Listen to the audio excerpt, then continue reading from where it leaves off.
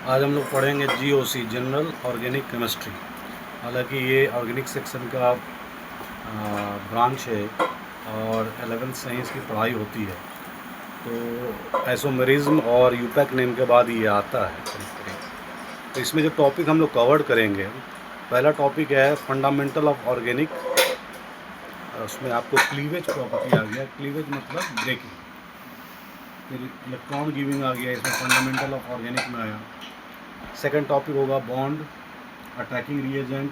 Third topic intermediate, transition state. और fourth topic उसका flow chart हम लोग करेंगे। तो इसमें हम लोग अलग अलग तरह का 4 टॉपिक को डिटेल में करेंगे। तो जैसा कि हम लोग जानते हैं, किसी भी रिएक्शन में हम लोग रेट ऑफ रिएक्शन में पढ़ चुके हैं, किसी भी रिएक्शन में रिएक्टेंट प्रोडक्ट निकलता है।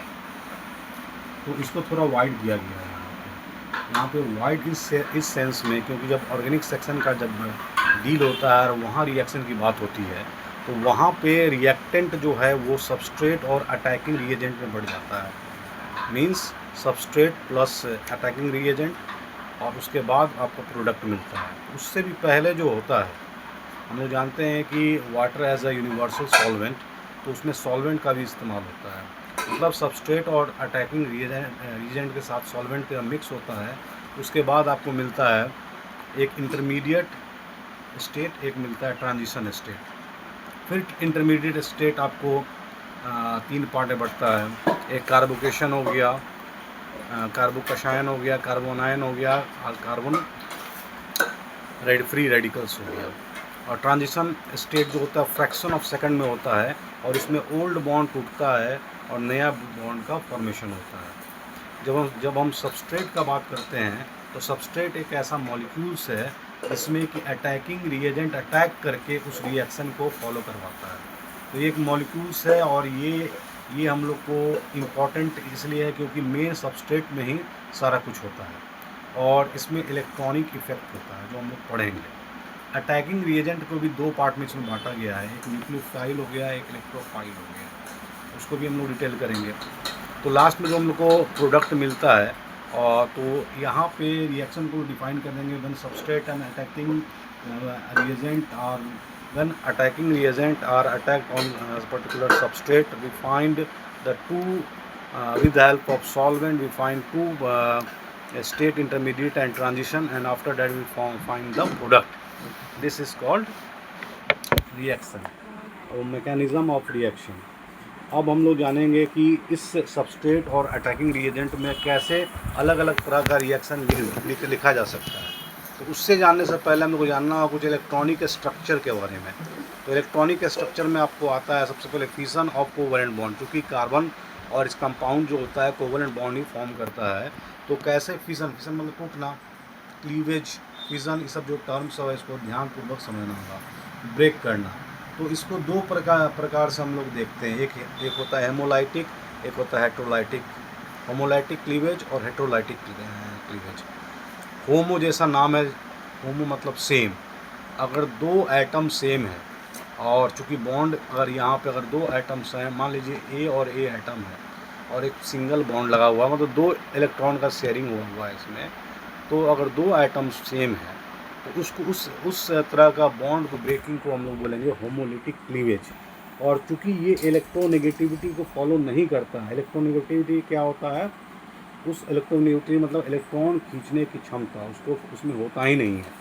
इसमें ब्रेकेज आराम से हो जाता है, और इसको हम लोग एक एरो से शुरू करते हैं, इसको हम लोग हाफ एरो भी बोलते हैं, या किस तरह से दर्शाते हैं, इसको हाफ एरो बोलते हैं।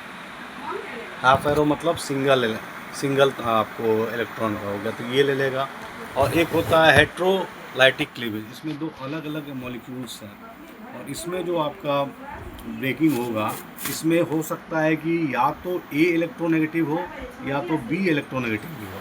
अगर ए इलेक्ट्रोनेगेटिव होगा तो दोनों इलेक्ट्रॉन ए की तरफ जाएगा, तो ए में नेगेटिवली चार्ज हो जाएगा और बी पॉजिटिवली चार्ज हो जाता है। तो वहाँ बोलेंगे ए ज़्यादा इलेक्ट्रोनेगेटिव है, और बी में ऐसा होगा तो vice versa, B negative charge हो जाएगा, ए पॉजिटिव चार्ज हो जाएगा। यहाँ पे जो होमोलाइटिक क्लीवेज में जो हम लोग देखते हैं फ्री रेडिकल्स हमको मिलता है, ये एक इंटरमीडिएट प्रोडक्ट है, बीच वाला प्रोडक्ट है। तो ये तो बात हो गया आपको फ्यूजन ऑफ कोवेलेंट बॉन्ड का। आगे बढ़ेंगे तो आगे हम लोग पढ़ेंगे अटैकिंग रिएजेंट के बारे में। अब अटैकिंग रिएजेंट में जो अटैक करता है और जो मेन आपको सबस्ट्रेट को तोड़ने में मदद करता है, उसके बारे में जब हम पढ़ते हैं तो दो चीज़ सामने आता है, एक आता है न्यूक्लियोफाइल, एक आता है इलेक्ट्रोफाइल। तो न्यूक्लियोफाइल क्या होता है, इलेक्ट्रोफाइल क्या होता है? तो जैसा कि नाम क्लियर है, न्यूक्लियोफाइल मतलब न्यूक्लियस प्लस लविंग, फाइल मतलब लविंग होता है। यहाँ पर न्यूक्लियस में क्या होता है, प्रोटॉन होता है, न्यूट्रॉन होता है। न्यूट्रॉन में कोई चार्ज नहीं, प्रोटॉन में पॉजिटिव चार्ज होता है।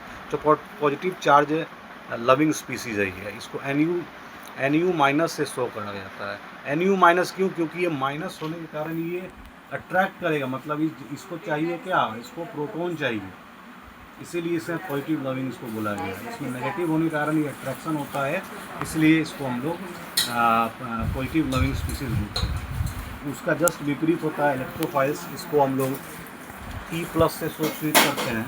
प्लस मतलब यहाँ पेयर, माइनस मतलब पेयर ऑफ इलेक्ट्रॉन का बात हो रहा है। तो ये भी क्या करेगा, ये इलेक्ट्रॉन को देगा, मतलब इसमें नेगेटिव लविंग स्पीसीज है, ये इलेक्ट्रॉन को लेगा, नेगेटिव लविंग स्पीसीज है, और ये पेयर ऑफ इलेक्ट्रॉन को ये करेगा, अट्रैक्ट करेगा। ठीक है, इसमें और जानेंगे तो ये आपको लेविस बेस को फॉलो करेगा, ये लेविस एसिड को फॉलो करेगा। इसका एग्जांपल एक बार दिखा दीजिए, OH minus Cn minus NH3 है, चूँकि यहाँ पे Cl माइनस है, ये आपका न्यूक्लियोफाइल हो गया, और ये H plus BF3 AlCl3 carbocation, ये आपका इलेक्ट्रोफाइल हो गया, ये आपका अटैकिंग रिएजेंट हो गया। अब यहाँ पे इलेक्ट्रॉन थ्योरी के बारे में कुछ हम लोग जानते हैं, कैसे डिस्प्लेसमेंट होता है इलेक्ट्रॉन का। और इलेक्ट्रॉन के डिस्प्लेसमेंट इफेक्ट के कारण ही जो है सबस्ट्रेट का सारा फॉर्मेशन होता है, चाहे वो इंडक्टिव इफेक्ट हो, रेजोनेंस हो, मेसोमेरिक इफेक्ट हो, चाहे इलेक्ट्रोमेरिक इफेक्ट हो। तो इसमें आपको इलेक्ट्रॉन का जो पहले आपका ऐसे डिस्प्लेसमेंट करेगा, तो एक इसको नाम भी दिया गया है हाफ कर्व एरो या फिश हुक एरो। हाफ जो ये तुम्हारा हाफ कर्व है, ये फिश हुक, ये बंसी की तरह होता है, इसीलिए ऐसा दिया जाता है, बंसी में मछली मरते हैं सब। तो फुल कर्व है जो ऐसे हो गया। तो अब इलेक्ट्रॉन डिस्प्लेसमेंट इफेक्ट जो कि सबस्ट्रेट में आएगा, ये दो पार्ट में बढ़ता है, एक परमानेंट इफेक्ट, एक टेम्प्रोरी इफेक्ट। परमानेंट इफेक्ट में हम लोग पढ़ेंगे inductive effect, resonance effect, mesomeric effect और हाइपर कंजक्यूटिव इफेक्ट। और टेम्प्रोरी इफेक्ट में हम लोग पढ़ेंगे इलेक्ट्रोमेरिक इफेक्ट। Thank you.